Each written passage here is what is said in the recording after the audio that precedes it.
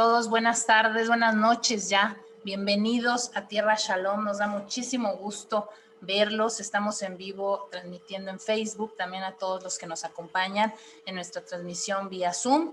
Bienvenidos, Dios los bendiga. El día de hoy tenemos un invitado especial, que es Manuel Iturbe, nuestro hermano Manuel Iturbe, quien nos va a compartir el tema Todo es por gracia.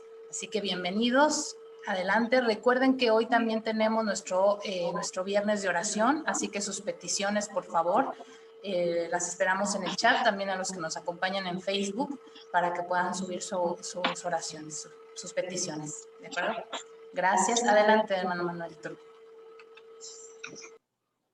Hola, hermanos, muy buenas noches. Tengan todos ustedes, bendecido por estar aquí un viernes más, ¿verdad? Por la gracia de Dios, estamos bendecidos. Y bueno, pues vamos a comenzar este pequeño devocional. Quiero comenzar haciendo referencia a un pasaje bíblico para entrar a una oración. Es Efesios 2:8, dice: por la gracia sois salvos, esto por la fe, y no es por vosotros, dice la palabra, pues es un don de Dios. Este versículo, este pasaje, Efesios, nos deja claro que por la gracia de Dios es que somos salvos, ¿no? A través de la fe, no es por un mérito propio, sino es un don que es exclusivo de nuestro Dios. Entonces, quiero invitarles a que entremos en una pequeña oración para entrar a este devocional. Vamos a orar. Señor y Dios, Padre Santo, te alabamos y te bendecimos en este viernes nuevamente porque por tu gracia, Señor, por tu amor, por tu misericordia, es que tú nos tienes hoy con vida, Señor. Es que hoy, Señor, podemos disfrutar del don de la vida, es que hoy podemos estar aquí conectados, hablando de tu palabra, Señor, regocijándonos y siendo agradecidos también por lo mucho que tú nos das día a día, Señor.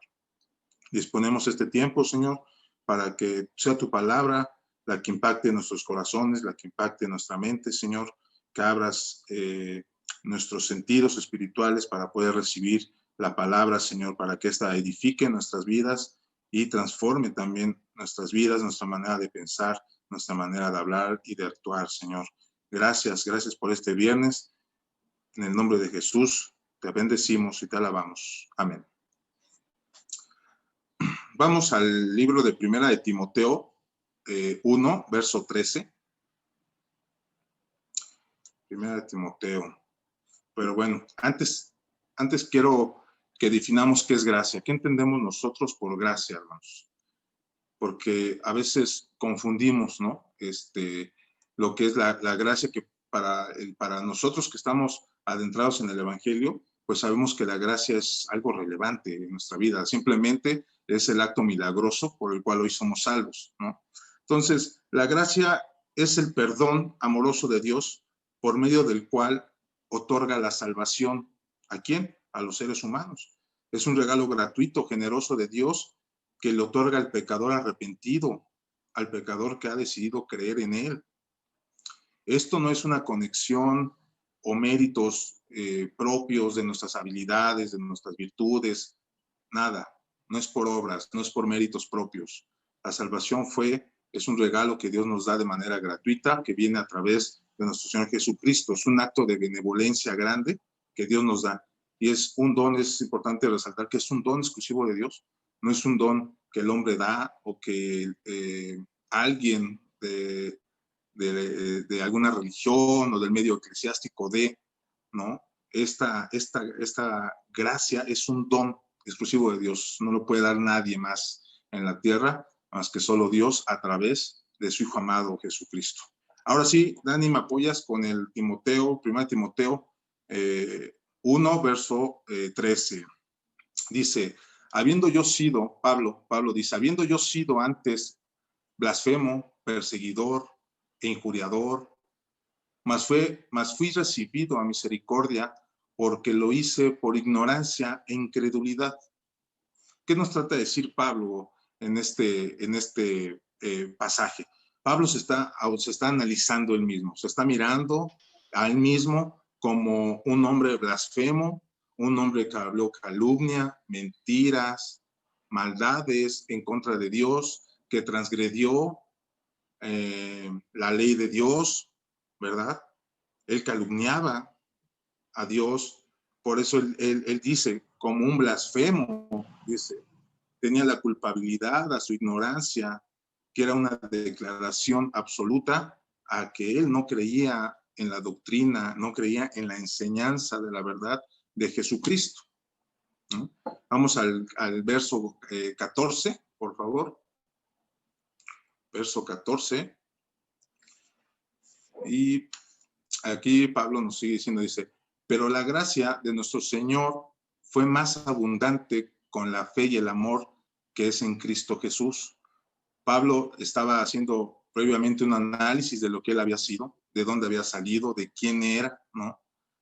Pero también en este pasaje, en el 14, nos dice, por su gracia, por la gracia de nuestro Señor, que es abundante, es grande, con la fe en Cristo Jesús. El 15, por favor. El 15 dice, palabra fiel y digna de ser recibida por todos, que Cristo Jesús vino al mundo para salvar a los pecadores, de los cuales yo era el primero. Aquí es importante resaltar que Jesucristo no vino a condenar, al ser humano. Él vino con la misión de salvar, de rescatar a todos los pecadores, a todos aquellos que no podían ser rescatados, no podían ser salvados de ninguna u otra manera, ¿no? Él no vino a juzgar al mundo, sino para que el mundo lo conociese y fuese salvo, dice las Escrituras, a través de su gracia. Dice Pablo, de los cuales yo soy el primero, está diciendo en el último párrafo de este 15. Pablo se está reconociendo que él fue salvo por gracia, la gracia de Dios cayó en él, siendo él culpable, siendo él el peor de todos, ¿no? Pablo está reconociendo que fue el peor de todos. Verso 16, por favor, dice, pero por esto fui recibido a misericordia, para que Jesucristo mostrase en mí el primero toda su clemencia, para ejemplo de los que habrían de creer en él para vida eterna. Dice, Pablo fue salvo para que Dios manifestase su gracia. ¿Por qué permitió Dios que Pablo conociera y fuese salvo? Para manifestar su gracia y su misericordia, no solo a Pablo, a todo el ser humano en general. Con toda clemencia, dice Pablo, primero dice, para toda clemencia, es decir, con toda paciencia, con todo amor, Dios actuó hacia él y hacia todos y cada uno de nosotros. Pablo es una prueba viviente, hermanos. Pablo es una prueba viviente, es un ícono en la palabra de cómo la gracia llega al peor de los peores. No importa lo malo que hayas hecho, no importa lo banal que haya sido, el peor de los peores. Para mí Pablo es un ícono en la palabra de la gracia. Pablo era un perseguidor de ¿qué? De creyentes, un perseguidor de cristianos. Era un injuriador, calumniador, era asesino de cristianos. ¿Qué trato de decir con esto, hermanos? Que a veces nos encontramos con personas que tienen la idea de que fulano de tal o tal persona, tal gobernador, tal, etcétera, etcétera, a nivel general, ¿no? Terrenal, no merece, ¿no? El asesino o el violador no merece el perdón de Dios, ¿no? Y se casan con esa idea de decir, es que él no merece, o yo no entiendo por qué Dios tiene que perdonar a alguien que violó a su hija, o que asesinó a sus hijas, a sus padres, o a una persona.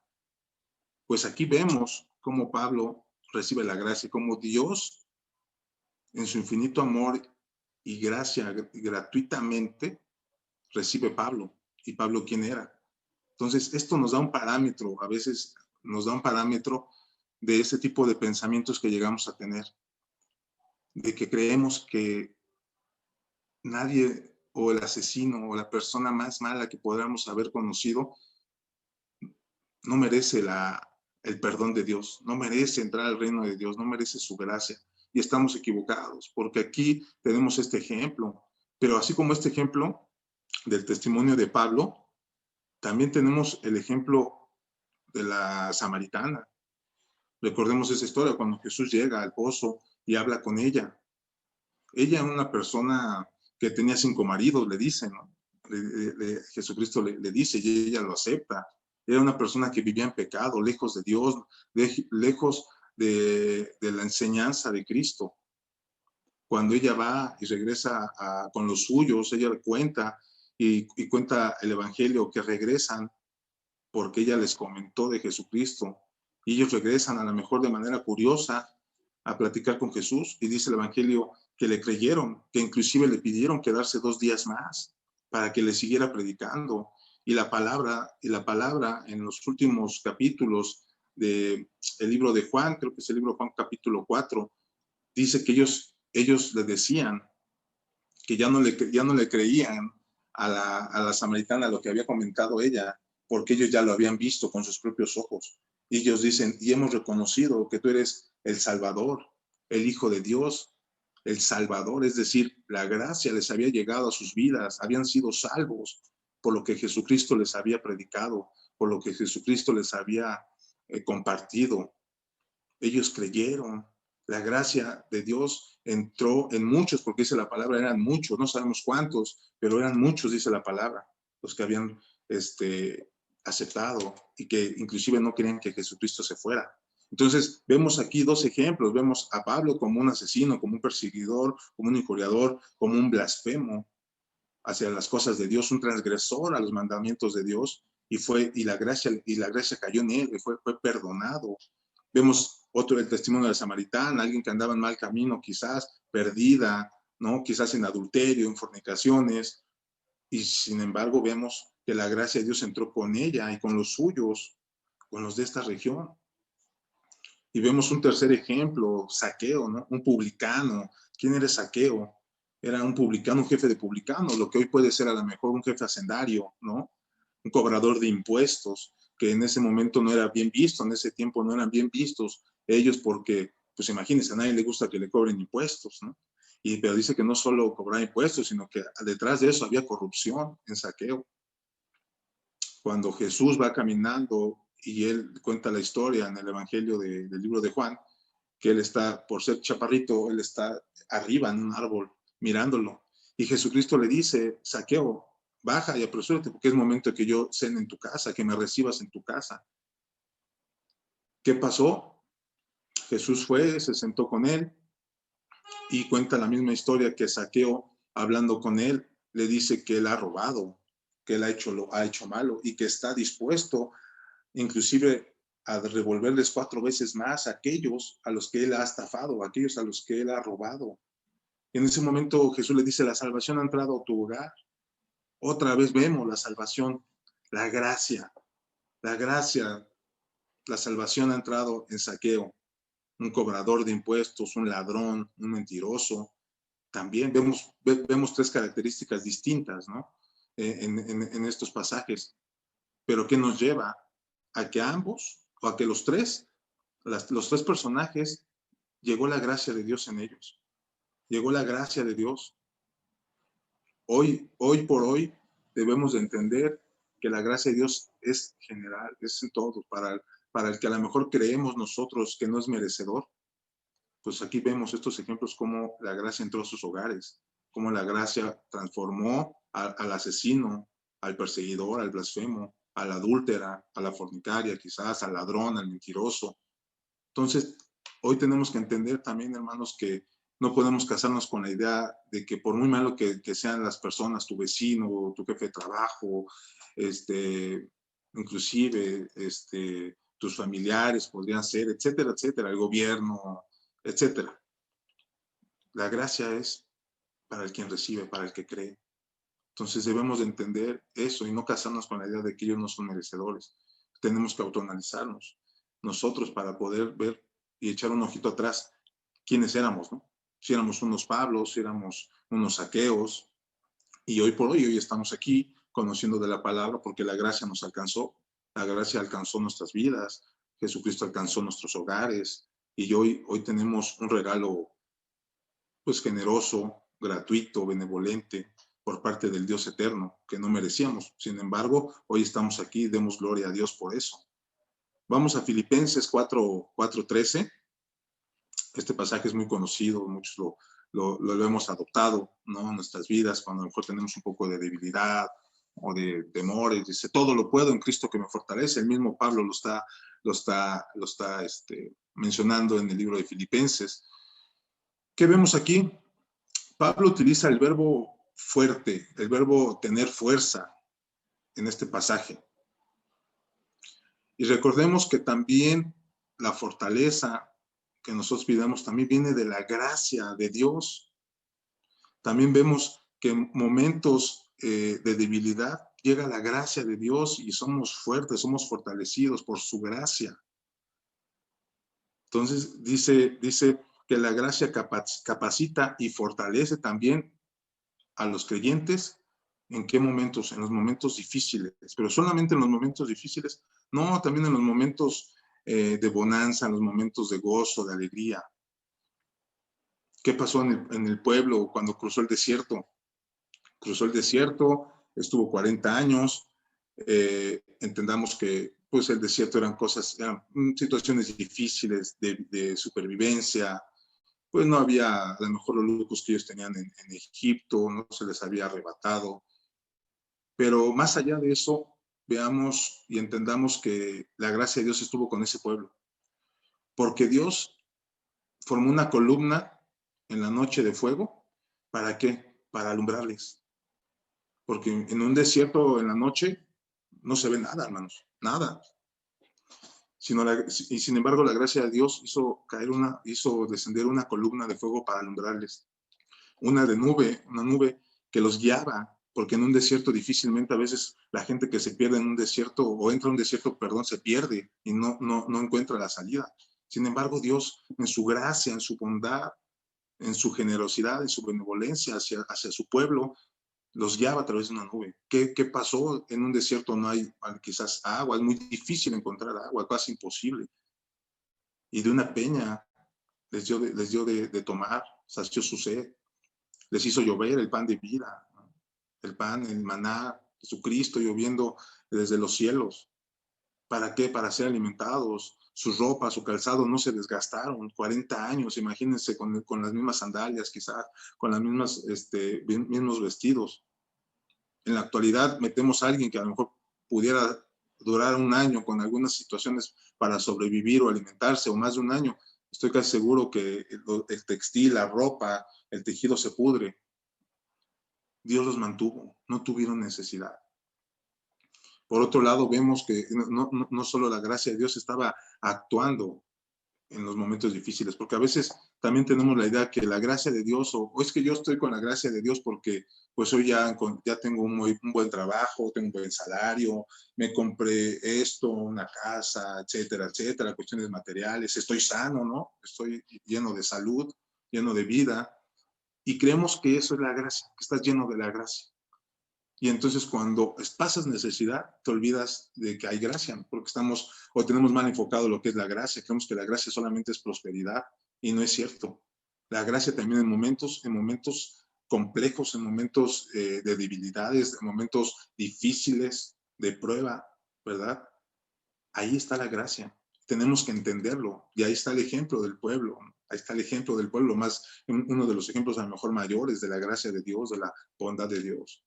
Por otro lado, vemos el tema del rey David, ¿no? Uno de los mejores reyes, si no es creo que el mejor rey que ha tenido Israel. Y de ahí su hijo, Salomón.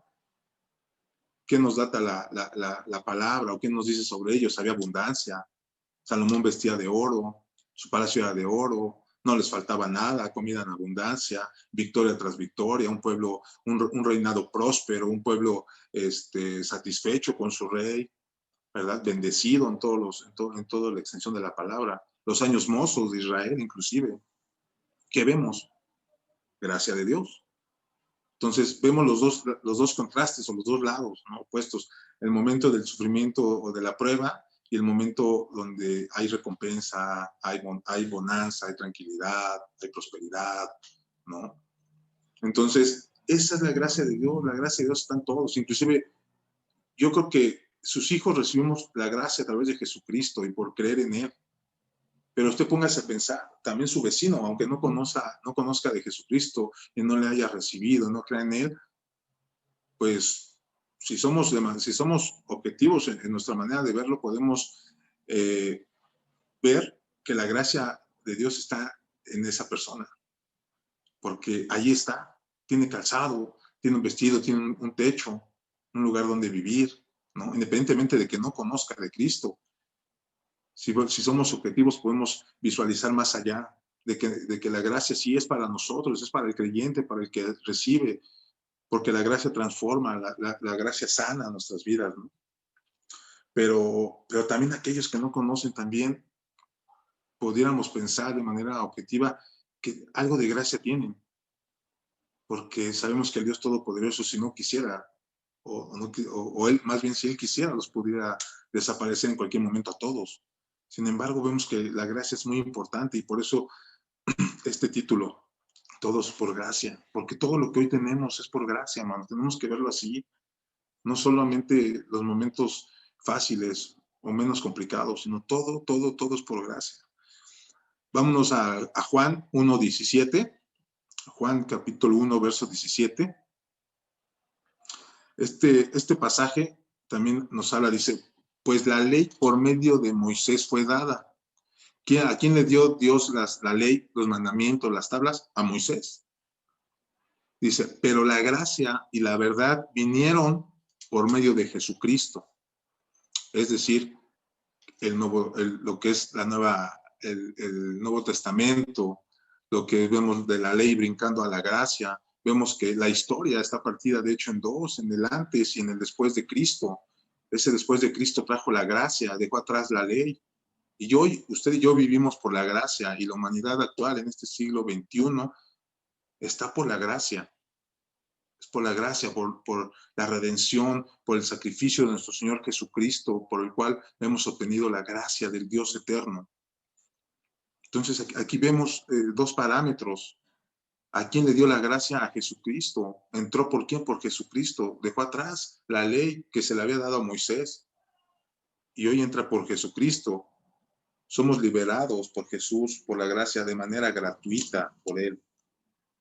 Tiene que ver una declaración de justicia, del perdón de la culpa, del castigo de nuestros pecados. La ley fue declarada, dada por Dios para ver la injusticia, para hacer saber la injusticia del hombre perverso, perdido, caído. Dios tuvo que emitir una ley en ese momento de dársela a Moisés para hacer conocer al hombre su injusticia delante de él. Pero también, si profundizamos, también las escrituras, los mandamientos, cuando le fuesen dados a Moisés, también traían un fondo de que el hombre también necesitaba un salvador, porque sabía que difícilmente ellos iban a cumplir la ley, que difícilmente vamos a poder llevar a cabo los mandamientos, lo que él estipuló. Él lo diseñó para nada más darnos a entender que somos hombres caídos, seres humanos perdidos, perversos, llenos de pecado, para la santidad. Pero Dios sabía que a través de eso tenía que salir un Salvador, tenía que salir alguien que pagara una deuda por nosotros, porque nosotros por nosotros mismos no lo íbamos a poder hacer, no lo íbamos a poder desarrollar. Tenía que salir un Salvador, tenía que salir de esa ley, tenía que salir alguien que pudiera pagar el precio. Vámonos a Romanos 3:24. Dice, siendo justificados gratuitamente por su gracia, es decir, de ser injustos, hoy somos justos y fuimos justificados de manera gratuita, es decir, no nos costó ni un peso, no nos costó ni un sacrificio tampoco, por la gracia mediante la redención que es en Cristo Jesús. ¿Qué entendemos por redención, hermanos? Es una palabra griega que viene del antiguo mercader de esclavistas o mercado de esclavistas. Es pagar el rescate necesario para obtener la puesta en libertad de un prisionero o un esclavo. Eso era lo que era la redención en términos griegos. Es pagar por la libertad de alguien, es pagar por el precio de alguien para dejar de ser esclavo, prisionero. Eso fue lo que hizo Jesucristo con nosotros, con el hombre en general. Él vino y de lo que nosotros estábamos esclavizados, estábamos prisioneros, que eran nuestros delitos, nuestras concupiscencias, nuestro pecado, Él vino y lo pagó con su propia vida. Y hoy, de ser injustos, hoy a través de Él somos justos. De estar en la oscuridad, hoy por Él, por la gracia, es que podemos ver la luz. De ser esclavos y prisioneros de nuestros delitos y pecados, hoy somos libres. Hoy somos libres, fuimos libertados por Jesucristo. Él es nuestro libertador, dice la palabra. Él liberó al ser humano de la injusticia, del pecado que le acechaba todos los días y del cual le hacía una separación entre Dios eterno y el hombre. Bueno, pues Jesucristo vino a pagar eso, vino a saldar eso. Dice el mismo pasaje de Romanos, dice, tiene que ver con una declaración de justicia, de perdón, la justificación. Es una declaración de justicia, de perdón a qué, a la culpa, al castigo de nuestros pecados. Es una justicia positiva para el hombre, es una salida a su esclavitud, el pecado, Jesucristo, la gracia. Entonces podemos entender, hermanos, y debemos de entender que la gracia es el milagro quizás más, pues más real, puede ser, el milagro más maravilloso, ¿no? que contiene la Biblia. La gracia, algo que nosotros no podíamos pagar, algo que nosotros éramos inmerecedores, hoy lo somos. Entonces, el Evangelio, ¿en qué va a consistir? ¿Qué consiste el Evangelio, hermano? En que la gracia lo puede cambiar todo. Jesucristo vino a cambiar todo. Los evangelios que nos hablan de todo, de Jesucristo, su vida, su modus de vivir, la obediencia, etcétera, etcétera, nos demuestra que Él vino a cambiar todo y por Él es la gracia. Entonces, la gracia es poder cambiar todo, lo malo a lo bueno. Entonces, hermanos, pues hoy la verdad, reflexionemos un poquito en nuestras vidas, volteemos un poquito atrás, quiénes éramos, qué hacíamos antes de conocer la gracia de Jesucristo, hoy quiénes somos, ¿no? ¿Qué nos ataba antes? ¿Qué nos esclavizaba antes? El viejo hombre, ¿no? Al nuevo hombre. Jesucristo vino a hacer todas las cosas nuevas. Entonces miremos atrás, hermanos, tantito de quiénes éramos y demos gracias a Dios por lo que hoy somos. Demos gracias a Dios por lo que hoy tenemos. Demos gracias a Dios por el don de la vida que nos permite, por su gracia, poder respirar. Por su gracia es que no dejamos de respirar en las madrugadas, es que nuestro corazón no deja de latir las 24 horas. Es por su gracia. Debemos de entender que es por su gracia. Todo lo que el hombre hoy tiene y recibe viene del cielo, por su gracia, por la gracia de Dios. Entonces, hermanos, pues la verdad, echemos un vistazo y sigamos adorando a Dios. Pablo adoró a Dios después en ese de Timoteo.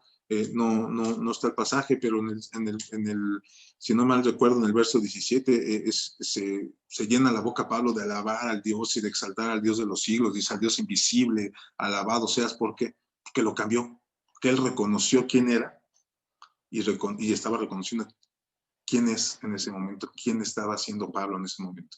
Entonces, eso hagamos, hermanos, reconozcamos y alabemos a Dios por lo que dejamos atrás, porque Él nos rescató, Él vino por nosotros para llenarnos de su gracia y de su amor. Oremos, Señor. Pues gracias te damos, Padre, en este momento por esta palabra, Señor.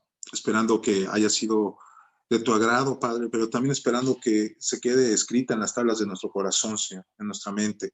Que tu palabra se lleve a práctica, Padre, que podamos saber hoy y siempre, cada día, que nos puedas tú recordar que tu gracia está puesta en nosotros, Señor. Cual sea el momento que pasemos, cual sea la situación en la que estemos viviendo, Señor. Recuérdanos, por favor, Señor, que tu gracia es milagrosa, que por tu gracia es que hoy podemos estar de pie, que por tu gracia, Señor, es que podemos despertar, abrir los ojos y ver la luz del día. Es por tu gracia, Señor. Recuérdanos a diario, Señor, a cada uno de nosotros, que tu gracia, Padre, es elemental, es un día a día, Señor, es un alimento, el cual nos debe de motivar todos los días en nuestra vida a seguir adelante. Gracias te doy, Señor, por este momento, por esta noche, en el nombre de Jesús. Amén.